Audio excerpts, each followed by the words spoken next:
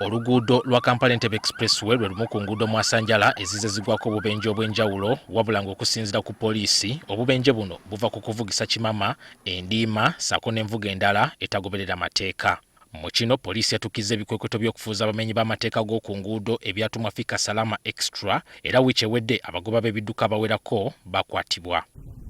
Okusinziira ku poliisi abavuzi b'emmotoka 391 be bakwatibwa mu bikwekweto ebyakolebwa ku luguudo lwa Kampala Entebbe Expressway wabula 10 bakyagumazizza mbiro oluvannyuma lw'okulagirwa okuyimirira ne bagaana. Kati bano poliisi ebalagidde beyanjule gy'eri.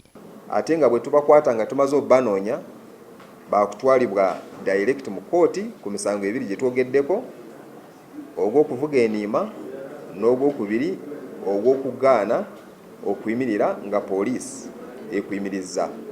Kubano kuliko n'ategeerekese nti yali avuga mmotoka kika kya Range Rover wabula ng'agidduka buweewo nga yali avugira ku misinde gya kilomita 174 buli ssaawa kyokka ng'amateeka ku luguudo luno tegakkiriza kuvuga sipiidi zisukka 10 buli ssaawa.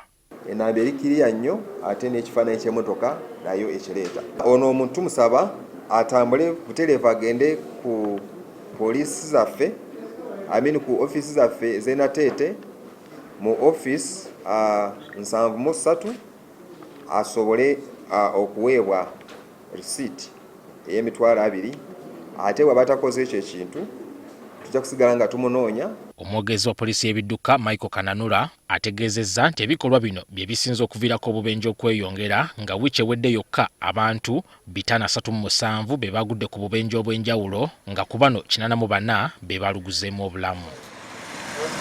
Era poliisi ey'ebidduka egenda mu maaso n'ebikwekweto eby'enjawulo naddala ebikwekweto ku borders ate tetuli bakuyimirira.